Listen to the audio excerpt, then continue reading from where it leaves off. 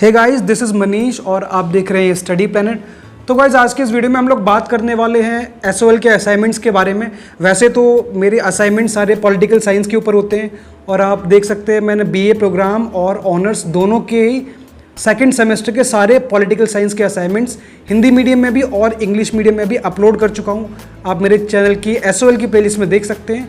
तो आज मैं स्पेशली हिस्ट्री के ऊपर असाइनमेंट बनाने वाला हूँ क्योंकि बहुत सारे लोगों के कमेंट्स और इंस्टाग्राम पे बहुत सारे मैसेजेस थे हिस्ट्री के असाइनमेंट के लिए। तो आज हम लोग बात करने वाले हैं BA honours political science semester 2 के जो स्टूडेंट हैं उनका हिस्ट्री का सब्जेक्ट है general elective history the world after 1945।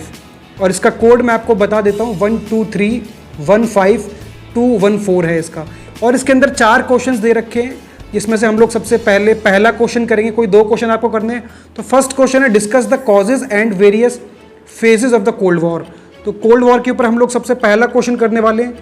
तो सबसे पहले हम बात करेंगे कोल्ड वॉर होता क्या है। ऑब्वियसली इसका इंट्रोडक्शन लिखेंगे कि व्हाट इज़ कोल्ड वॉर। तो कोल्ड वॉर अगर मैं इसका थोड़ा सा आपको ओवरव्यू दूँ इस वीडियो के अंदर, तो cold war basically second world war के बाद 2 सुपर पावर्स के बीच में, एक सोवियत यूनियन और दूसरी अमेरिका, इन दोनों सुपर पावर्स के बीच में एक काफ़ी हद तक एक आइडियोलॉजिकल वॉर था, अपनी विचारधारा की लड़ाई थी। इसके साथ साथ दोनों के बीच में काफ़ी ज़्यादा टेंशन का माहौल था, छोटी छोटी बातों को लेकर हथियारों की रेस थी दोनों के बीच में। और इसके अलावा कई बार ऐसा होता था कि दोनों का आमना सामना हो जाता था बहुत सारे मुद्दों के ऊपर। तो cold war basically means a series of confrontation, tensions and the competition between the 2 super powers, that is USA and USSR. तो ये बेसिकली कोल्ड वॉर की डेफिनेशन होंगे। इसके बाद हम लोग बात करेंगे नेक्स्ट हेडिंग इसकी the emergence of the 2 power blocks. तो ये भी इंपॉर्टेंट है कि कोल्ड वॉर में हुआ क्या था। बेसिकली सेकेंड वर्ल्ड वॉर के एंड होने के बाद दुनिया के अंदर 2 सुपर पावर्स इमर्ज होकर आई थी, एक अमेरिका और दूसरी सोवियत यूनियन, और इन दोनों के बीच में ही कंपटीशन था। तो आपको बता देता हूँ, अगर आप लोग मेरे चैनल पर नए हैं तो आप लोग मेरे चैनल को सब्सक्राइब कर सकते हैं। तो आप लोग class 11th 12th graduation, post graduation या फिर आप लोग एसओएल के स्टूडेंट हैं या इग्नू के स्टूडेंट हैं, तो आपको मेरे चैनल पर बहुत सारे टॉपिक्स की वीडियोस मिल जाएगी। पॉलिटिकल साइंस से रिलेटेड सारे वीडियोस ऑलमोस्ट मैं अपने चैनल पे डाल चुका हूँ। उसके अलावा भी कोई आपका स्पेसिफिक टॉपिक है जिस पे आप लोग डिटेल्ड एक्सप्लेनेशन के साथ वीडियो चाहते हैं तो आप मुझे कमेंट कर सकते हैं। तो आपके लिए मेरा चैनल काफ़ी ज़्यादा फ्रूटफुल है, आप इसको सब्सक्राइब कर सकते हैं और नोटिफिकेशन बेल को ऑन कर सकते हैं जिससे मैं जो भी वीडियो बनाऊँ उसकी आपको अपडेट्स मिलती रहें। तो इसके बाद हम लोग आगे बात करेंगे, नेक्स्ट हेडिंग है इसके क्यूबन मिसाइल क्राइसिस। तो क्यूबन मिसाइल क्राइसिस भी काफ़ी इंपॉर्टेंट है। क्यूबन मिसाइल क्राइसिस का थोड़ा सा ओवरव्यू आपको दे देता हूँ। इसके अंदर सोवियत यूनियन ने क्या किया, क्यूबा के अंदर अपने न्यूक्लियर वेपन्स को लॉन्च किया रखा। तो क्योंकि क्यूबा सोवियत यूनियन का एक फॉलोवर था, इसलिए क्यूबा ने उसके अंदर अपने सोवियत यूनियन ने क्यूबा के अंदर अपने न्यूक्लियर वेपन्स को रख दिए। और हालांकि क्यूबा जोग्राफिकली अमेरिका के बहुत ज़्यादा नज़दीक है, इसलिए जैसे ही सोवियत यूनियन ने अपने वेपन्स वहाँ पर रखे, अमेरिका सीधे टारगेट में था उन न्यूक्लियर वेपन्स के। तो इस बात को लेकर दोनों सुपर पावर्स के बीच में काफ़ी ज़्यादा टकराव हुआ। इसी को हम क्यूबन मिसाइल क्राइसिस बोलते हैं। इसके अलावा आप लोग डिफरेंट फेजेस में आप इंडिया का कंसेप्ट भी लिख रखे कि इंडिया का क्या रोल था इस कोल्ड वॉर के अंदर। तो ये आपका इंडिया के रोल की बात करें तो इंडिया ने अक्सर मीडिएट किया है, कोल्ड वॉर को सॉफ्ट करने का काम किया है। तो वैसे तो मैं आप लोग देख सकते हैं यहाँ फिलहाल तो मेरा जो पॉइंट ऑफ व्यू है, आपको असाइनमेंट का कंटेंट प्रोवाइड कराना है। अगर आप लोग नॉलेज के पॉइंट ऑफ व्यू से देखना चाहते हो तो आप लोग ग्रेजुएशन की प्लेलिस्ट में जा सकते हो जिसमें मैंने कोल्ड वॉर के ऊपर, इसके इवोल्यूशन और फेजेस के ऊपर प्रॉपर एक डिटेल्ड एक्सप्लेनेशन के साथ वीडियो डाल रखी है।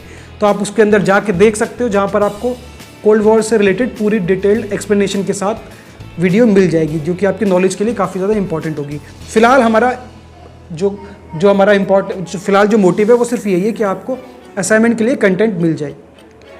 तो ये क्वेश्चन करने के बाद हम लोग बात करेंगे इसके अगले क्वेश्चन की। तो इसका अगला क्वेश्चन है हमारा what is globalisation and define the different aspects of globalisation. Globalisation के अलग अलग एस्पेक्ट्स, डायमेंशंस आपको बताने हैं और ग्लोबलाइजेशन होता क्या है ये आपको बताना है।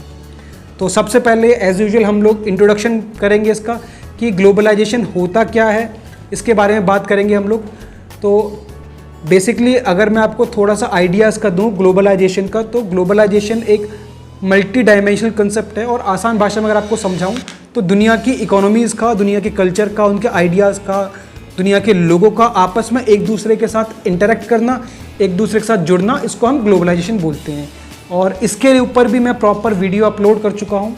तो अगर आप नॉलेज के पॉइंट ऑफ व्यू से देखना चाहते हैं ग्लोबलाइजेशन की वीडियो, तो आप लोग मेरे ग्रेजुएशन की प्लेलिस्ट में जा सकते हैं, जिसमें आपको प्रॉपर वीडियो मिल जाएगी ग्लोबलाइजेशन के ऊपर डिटेल्ड एक्सप्लेनेशन के साथ। तो काफ़ी इंपॉर्टेंट टॉपिक है वैसे ग्लोबलाइजेशन का, अगर आप देखते हैं तो आपकी नॉलेज काफ़ी इंपॉर्टेंट, उसके लिए काफ़ी इंप्रूवमेंट होगा ये। और आप लोग चैनल को सब्सक्राइब कर सकते हैं, जिसमें आपको बहुत सारी वीडियोज़ आपके सिलेबस के अकॉर्डिंगली डिटेल्ड एक्सप्लेनेशन के साथ मिल जाएंगी, जो कि आपके एग्जाम में फ़ायदेमंद होंगी। इसके बाद हम लोग बात करेंगे अगले टॉपिक की, causes of the cold war, माफ़ कीजिए कॉजेज़ ऑफ ग्लोबलाइजेशन। तो ग्लोबलाइजेशन के कौन कौन से कॉजेज़ हैं वो हम लोग बात करेंगे। तो कॉजेज़ भी ग्लोबलाइजेशन काफ़ी ज़्यादा इंपॉर्टेंट है, इसका आप देख सकते हो। बाकी डिटेल्ड एक्सप्लेनेशन तो आपको मेरी वीडियो में मिल जाएगा, आप उसको देख सकते हो, उसका लिंक मैं डिस्क्रिप्शन में डाल दूंगा, उसको देख लीजिएगा आप। अब हम लोग बात करेंगे different dimensions of the globalisation. Globalisation के अलग अलग डायमेंशंस की हम लोग बात करेंगे।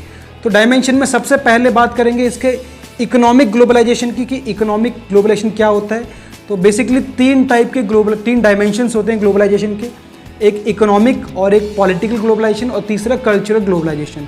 तो सबसे पहले हम यहाँ इकोनॉमिक ग्लोबलाइजेशन की बात करेंगे कि आर्थिक वैश्वीकरण क्या होता है। और हालांकि इस असाइनमेंट के ऊपर जो लोग हिंदी मीडियम के स्टूडेंट्स हैं, उसकी वीडियो भी मैं बहुत जल्द कुछ ही घंटों में अपलोड कर दूंगा, आप उसको भी देख सकते हो, ज़्यादा वेट आपको नहीं करना पड़ेगा। तो सबसे पहले हम लोग इकोनॉमिक ग्लोबलाइजेशन की बात करेंगे। बेसिकली अगर इसका ओवरव्यू मैं दूं आपको, तो इकोनॉमिक ग्लोबलाइजेशन का मतलब जहाँ पर दुनिया की मार्केट, दुनिया की इकोनॉमीज़ एक दूसरे देशों के साथ लिंक करती हैं, इंपोर्ट एक्सपोर्ट को बढ़ावा देती हैं, फॉरेन डायरेक्ट इन्वेस्टमेंट को प्रमोट करती हैं, फ्री ट्रेड को प्रमोट करती हैं, और अपने अपने देशों के अंदर ट्रेड बैरियर्स को ख़त्म कर दिया जाता है, जिससे कि ज़्यादा से ज़्यादा MNCs मल्टीनेशनल कंपनीज दुनिया के किसी भी देश में जाकर इन्वेस्टमेंट कर सके, बिजनेस कर सके। तो ये था इकोनॉमिक ग्लोबलाइजेशन। आगे हम बात करेंगे पॉलिटिकल ग्लोबलाइजेशन की। तो अब बात करते हैं पॉलिटिकल ग्लोबलाइजेशन, इसके कंटेंट भी मैंने डाल दिया, देख सकते हैं आप। तो ये भी इंपॉर्टेंट एक डायमेंशन है, पॉलिटिकल ग्लोबलाइजेशन, राजनीतिक वैश्वीकरण। और इसके अलावा अगर आप मेरे चैनल को सब्सक्राइब करते हैं तो आपको एक नई सीरीज़ हम लोगों ने शुरू की है करंट अफेयर्स की।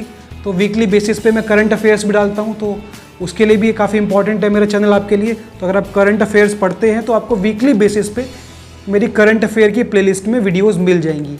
तो डेली मैं संडे या मंडे के टाइम पर पूरे एक वीक के करंट अफेयर्स को अपलोड करता हूँ। तो यहाँ पर हम बात कर रहे हैं पॉलिटिकल ग्लोबलाइजेशन की, जहाँ पर हम राजनीतिक वैश्वीकरण बोलते हैं। राजनीतिक वैश्वीकरण के अंदर होता क्या है थोड़ा सा आपको बता देता हूँ। जहाँ पर दुनिया की सरकारें आपस में इंटरेक्ट करती हैं दुनिया के बहुत सारे मैटर्स के ऊपर, उनको सॉल्व करने के लिए, ताकि दुनिया की प्रॉब्लम्स को, जो कि पूरी दुनिया, जैसे आज के टाइम पे कोविड-19 की प्रॉब्लम्स है, तो उसको सॉल्व करने के लिए दुनिया की सरकारें आपस में जुड़ती हैं इसको प्रॉब्लम को सॉल्व करने के लिए। It is the part of political globalisation. और इसके बाद हम लोग बात करेंगे लास्टली कल्चरल ग्लोबलाइजेशन की। तो कल्चरल ग्लोबलाइजेशन भी एक इम्पॉर्टेंट डायमेंशन है ग्लोबलाइजेशन का, जिसमें हम लोग बात करेंगे कल्चरल ग्लोबलाइजेशन का। अगर आपको ओवरव्यू दूं तो सांस्कृतिक वैश्वीकरण बोलते हैं इसको हिंदी में। और इसके अंदर होता क्या है कि दुनिया की जो संस्कृति है, जो आइडियाज़ है, कल्चर है, वो एक दूसरे के साथ शेयर किए जाते हैं। और कोई भी कल्चर अगर पावरफुल है या अट्रैक्टिव है तो बहुत जल्दी पूरे देश में या पूरी दुनिया में फैल जाता है। एग्जाम्पल के तौर पर जैसे अमेरिका के कल्चर था, ब्लू जीन्स की शुरुआत हुई अमेरिका के अंदर, तो बहुत ही जल्द पूरी दुनिया के अंदर कंसेप्ट ब्लू जीन्स का फैल गया। और इंडिया की बात करें तो इंडियन कल्चर भी काफ़ी फेमस है। योगा का जो कल्चर है, आयुर्वेद का जो कल्चर है, वो भी पूरी दुनिया में काफ़ी ज़्यादा फेमस है। तो it is the part of cultural globalisation.